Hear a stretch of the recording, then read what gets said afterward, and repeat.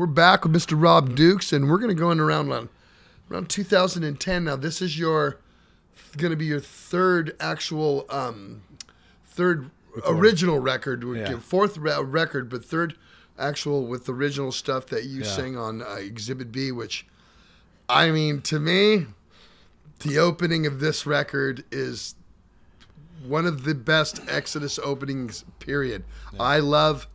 Out of all the songs that you sang, and I believe you wrote this, the Ballad of Leonard and Charles is fucking one of my favorites, if not my favorite of your era to play. And I'm always going, but what song do we know? Ballad of Leonard and Charles, can we just throw it in there? It's like, let's open with I Love Opening. I think it's got the greatest opening. Yeah, it's got a good intro because the intro is long, but yeah, me and Lee wrote that together, and it was I read 2 books to write the lyrics for that, and I sat like alone for like 3 days and read the books, and then as I was reading the books, I took notes, and then I knew the story in and out, and then I wrote the lyrics. See, I grew up knowing that story. Yeah. I remember as a kid. Well, I knew when the story, that all but went down. I didn't know the details. Yeah, reading the books, unbelievable, crazy. Man. Yeah, Anything that's on throwing TV the babies into the pit was was fucking brutal. Like throwing a live baby into a pit and just letting it die. Yeah, unbelievable. Just not feed it and not get just dude. Yeah, humanity. The coldness of it all. I mean, I can't wait for this fucking plague to wipe everyone out. Let the dinosaurs come back. Well, it is wiping them out. Yeah. Bring the dinosaurs back. Give them another shot. I know. They'll probably make it this time. Where's the Jurassic Park guys? Get those guys. Come on. Can we regenerate it? Yeah. Fuck, man. Yeah. So that was a good one, man. That was, that was one of those records where we rehearsed a little bit ahead of time. I came out. Matter of fact, I was in New York, and they said, hey, we're going to start the record on, like, whatever the date was. And I said, okay, I got, like, 2 weeks. So I got on my motorcycle, and I rode from New York to San Francisco.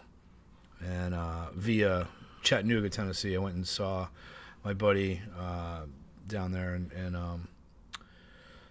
so I rode the Blue Ridge Parkway and I went to the Dragon. The Dragon is this famous motorcycle road in Tennessee. It's 318 turns and 11 miles. I was on a sport bike. I got an RC51, and I rode it down there for a couple days, and then I started heading west, and I drove west, and I ended up going through Oklahoma, up into New Mexico, up into Provo, Utah, and then across the Sierra Vistas to Sierra, going through the Sierra Mountains. By yourself, or did you have a partner with you? By myself, and then we got to we rented a house up in the woods, and we lived there for a month together, and Andy came out. We did the drums. They did the drums first in Oakland, and then Andy, I guess, did his magic with the drums, and then then they started tracking. And so what was happening was Gary would play for 3 or 4 hours a day, and then Lee would play for a couple hours, and then I would do a couple hours, and that's how we did it every day for a month. And it was funny. Jack took the camera at one point. He went outside the house, and he walked like 100 yards away from the house, and you could hear me screaming. And he's like, "That's fucking Rob doing his thing up there." And you could hear me like somebody being murdered, because I'm just, all you hear is, because I have headphones on, so I'm just screaming. That's all. Where did you guys track at? In Russian River, like way up in the fucking. So you rented a house up there? Rented a house up there, yeah. And we all lived there together. Lee would make dinner and barbecue, and that motherfucker can cook too, huh? Man. So it was killer, man. We lived there for a month. That was when I filmed them. They watching. So I took the camera, and I was behind a computer, and I played Two Girls, One Cup, and I filmed them watching it. And then at one point, and we're just, just fucking hanging out, having a good time, and watching Lee one night. Watching Lee. You've worked with Andy, right? So when you work with Andy, he was at a point where he was sitting there. Lee's trying to do a solo, and he's trying to do it, and Lee's a perfectionist, so he's sitting there, and Andy's just doing this. Go again, go again, go again. He was so mad. I could see it on his face that he was just infuriated because Lee just could not get what he was doing. And all he had to do was this one lick into another lick, and he could do it when it wasn't recording, but when he would press play, just struggling, and it was funny to watch Andy just lose. And then finally he's like, "Hey man, we're fucking done, dude. We're just done." And then we just did. That was a great record. It was a lot of fun. And now being in the band, now you've been in the band good 5 years now, and this is your fourth record. Mm-hmm. What was your confidence and your comfortability level at this point again? Now it's completely, now this is, you've been in the band, you're in the band, you're the singer. Like I said, I think when you approached this album, what was it? Was it different from any of the other three? Because, now, like I said, you've got this under your belt, you've got tours under your belt, people know who the fuck you are. I think I got better at it. Of course, because with repetition. So now I think I found out who I was. I think I was no longer like, maybe at first I was doing a little bit of Bailoff, a little bit of You, a little bit of Venom, a little bit of Metallica, but by this time I know who the fuck I am, and I'm just doing what I'm doing, and I'm doing what I think was my in my world at this point, in my world of Exodus, this was my best piece of work, and it was beginning to end. It was good from me. Like there was a lot of good songs on there. I agree. I would say that of everything, Exhibit B is my favorite thing that you did out of everything. I mean, top to bottom, I was like, wow, he's really You've really. Where I thought Tempo was your best work. Really? Yeah, I thought Tempo from beginning to end was your best work. Yeah. I think so. During Tempo, it seemed like, you know what? I believed you were really angry. I believe that they had made you so mad at some points during the recording session that you were legitimately angry. Whereas other albums, not saying it was forced, but it wasn't this. Tempo was. I agree. I agree with that. Pissed. But I think I was. What it was here I am. I've had to now work for the last 9 years. Right. I worked my ass off in the 80s. Looked down at my CD case or whatever, and how did I fuck this up? There's a 10-year gap, Yeah, and then there's this 10-year gap, and then we came out, it was just like, dude, that fuck it, just let's go. Boom. When you say war, it's guttural. It's anger. There's so much, and it's anger. Passion. It's definitely anger. It was awesome. I think that was coming from Rob, from Tom, from Rick and Gary. I think everybody. But even though it was very polluted at that point in time, it was very. Everybody was kind of like, fuck this. You want to fuck? Really? You want a Exodus record? Okay. Right. Here's your Exodus record, motherfuckers. Yeah, here we go. Fuck you. None of this Force of Habit shit where it's all nice. This is a real Exodus record. I was watching a documentary with Pink Floyd, and the drummer said, "Yeah, we were so dysfunctional, we almost said something." And yeah, right. It's kind of that makes sense. Only a guy in a band would be able to say that, and then I go, "Oh, I know what that means." Yeah, exactly. And that's where all that shit comes from. Yeah, too. Sure. And there wasn't a lot of dysfunction at this point. The dysfunction with me didn't start till after that. And it wasn't anything with it was all personal. It was just with me. It wasn't with anyone else. But that album was just like, it was, and then going out and touring and opening with the ballad every night was fucking killer. We were telling me. And there was, we were going out, like, you hear the horror stories opening for Slayer. Like, we were going out, dude, we were giving them a run for their money. There was never a night where there was like, yeah, we fucking, no.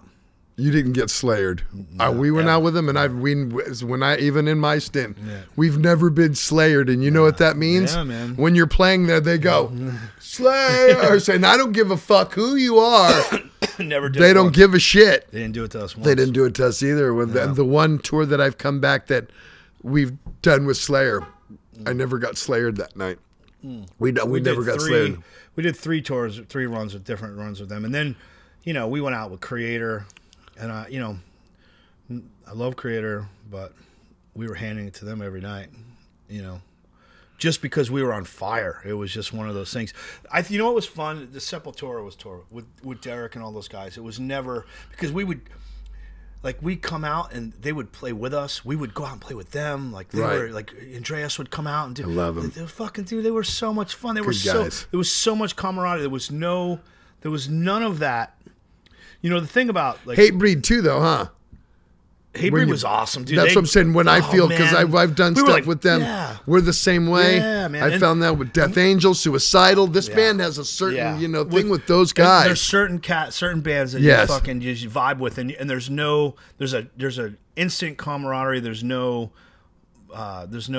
there's always that they make you step your game up. Like of course. Death Angel. Don't tell you what. Don't think you're going to go out and kick Death Angel's ass. No way. They bring their A game every fucking night. They handed it to us one night. I'll tell you what. One night they did, dude. They fucking secretly came out and played fucking Black Sabbath, the Dio. Man. Yeah. What song is that? Heaven and Hell. Dude, they came out and played Heaven and Hell, and dude. And Mark can nail it. I went. And afterward, I go, yeah, he handed it to us. And he goes, yeah, it really wasn't fair to do that to you, but we did it anyway. It was like, yeah. But I love that. That's good. Yeah. That's good. Fucking those guys are awesome. Yeah. So anyway, at this point, I think the years of doing it had brought me to a level, and then, right after that, I started writing. We're All Gonna Die, the Generation Kill record, right after that. So it was like these two periods of time were almost connected. We'd already done the demo. The first record's like a demo. We did it in Red, my White, house. and Blood is I did it in my house. It was a demo, but We're All Gonna Die. I decided that no, I'm gonna get Zeus to produce it.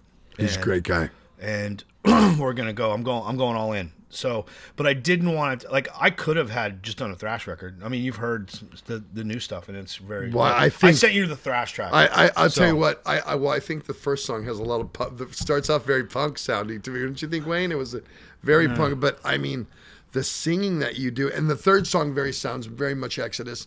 Yeah. But I think the singing you do, and even in We're All Gonna Die, it's like. You hear that. You hear that your voice. You can hear you sing really good. Right. So at that point, I said, well, I remember talking with Zeus. I said, look, I don't want to do a thrash record. I'm already doing that with Exodus. I want to explore something else. I want to explore.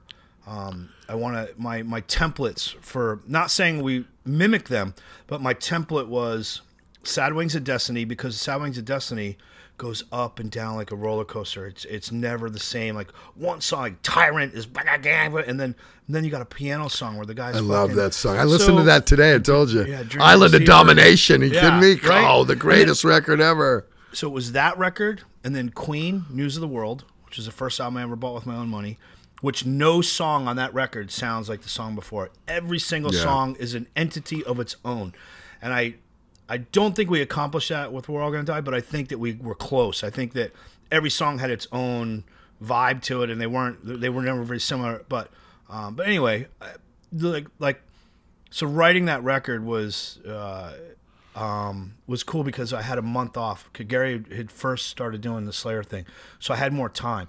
So I got into a rehearsal studio, and we started piecing those songs together. And what was really cool was, so they were sending me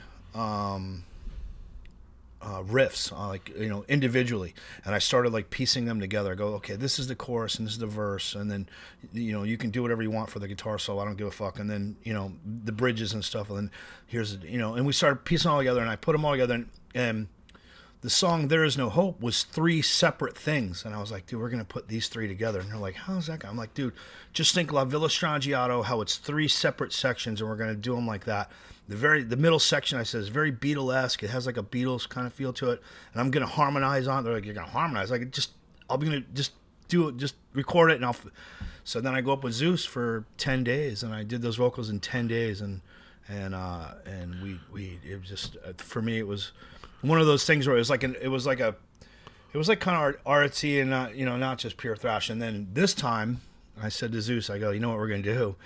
I'm just gonna come out of the gate. I'm gonna do half the record. It's gonna be pure thrash, and the other half's gonna be rock. It's gonna be like Generation Kill, like rock music. That's why I sent you the Rat King. It's kind of like a mid-tempo, kind of rocky. Yeah, great stuff. I mean, I think that you need to pursue this more because I mean, it's just like, it's really good stuff. I love the band. I mean, I hear Fireball Ministry in there, Corrosion of Conformity. There's all kinds of different influences I hear when I listen to it. And I just think that you have so much more vocal space with Generation Kill than Exodus will even allow. And I mean, like you do stuff vocally with Generation Kill. I don't know if I would have tried with anyone because it's not what I've ever done. It's not my comfort zone. Right. And that's, to me, that takes balls, you know what I mean? And then for it to come out and sounding killer, because I'm telling you, I listened to both your records the last couple of days, and I love We're All Gonna Die. I mean, it's just, there's so many hills and valleys on that album, and that's what I think about it, because you think, oh, Rob Duke's from Exodus, and you think it's going to be and you listen to that album, and it's got some good stuff like that on there. There's some stuff where but it's not the only thing. You know harmony what I mean? vocals and bluesy sounding shit. You know what I mean? It's like I don't think I would personally. I would go. I think you could. Maybe I could, but I heard the Tenet thing. When I heard that, I was like, wow, this like he's in the Hatred stuff. I looked like, dude, you know. Different, like you said, different music calls for different vocal approaches, you know. So. I haven't listened to Force of Habit a lot, but Objection Overruled. There's a couple tracks where I'm like, Architect of Pain is. Yeah, I was like, man, he's got like. I just think maybe it's out of my comfort zone. If we like each other too much, you know, this isn't gonna go. No, it's gonna go. They won't know. They're gonna see the fucking. Yeah. They're gonna see the Rock'em Sock'em Robots in the band. Like, we've fooled them. We have fooled. They've got to understand. I think it's only gonna work if you that reach everybody's across. misconception about all that bullshit in the first place. You know what I mean? And you know, let the internet and everyone, whoever created, because like you said, we had never, even up to the chapel shows, we never really got to sit down and go, so what's it's only going to work if like you punch me in the face. You know, unfortunately, I'll hurt my hand, and I'm a big puss these days. So it's one of those things. How much touring have you done with Generation Kill? Did you get to go out with them? And yeah, we did. So when we finished We're All Gonna Die, we didn't have a label, and we had finished the record. We paid for it ourselves, and then and then fucking Lee Altus, that motherfucker, said, "Hey man, why don't you guys come out on tour with us?" And we did a month in Europe with them with Heathen as direct support and no label, no. Like we paid for our own plane tickets. We crewed as a crew for them, so we didn't.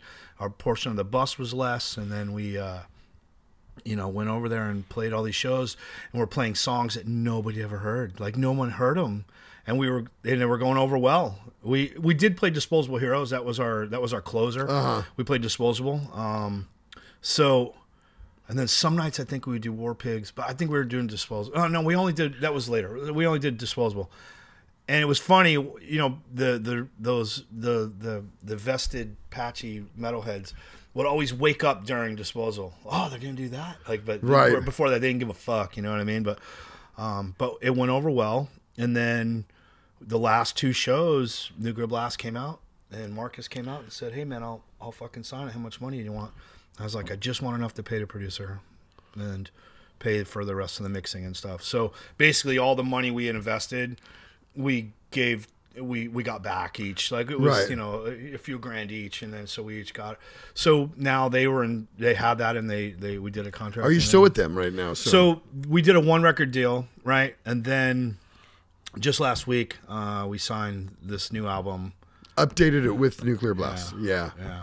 We did a digital deal because no one's really doing anything right now. There's no touring going on. So we only did the one tour. Then we were doing a lot of East Coast shows. We were playing New York City, New Jersey on a regular basis, Rhode Island, Connecticut, so we were doing that. And how were the shows doing? They were doing good, man, because, I mean, look, man, I mean, it was like, you know the deal. We all had jobs. It was hard to say, hey, man. Believe me, I know this. So we got tour offers up the ass, but we're like, wait a minute, you want to give us $50 a night? And I make $500 a day at work, or whatever, right? I can't do it. Like, I can't fucking do it. Not at this point. In the 20s we could, but not anymore. Yeah, if I didn't have responsibilities, but I had responsibilities, car payment, sure, rent, life. You know what I mean? Do, life. Yeah, and so we couldn't even get tours to give us enough money to break even.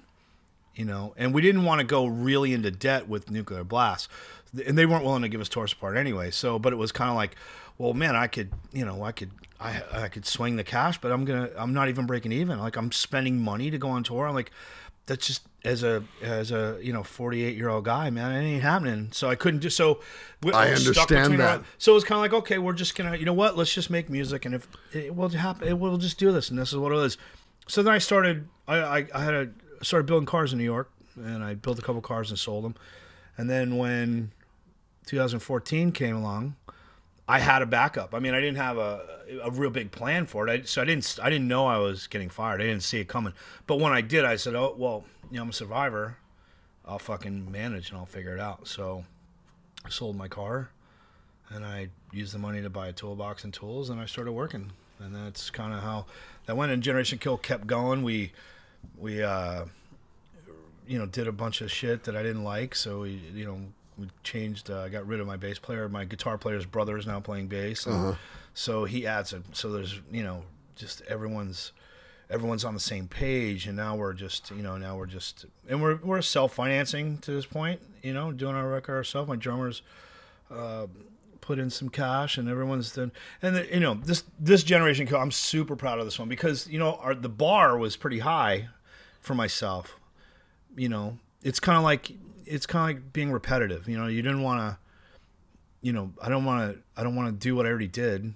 So to set the bar for me was. It doesn't sound like the last two records. I mean, you can tell it's you, but it's got a little bit more of the two songs are an aggressive cadence to it, man. Really. So, but I think it sounds like you're way comfortable with everything you're doing vocally in there, so.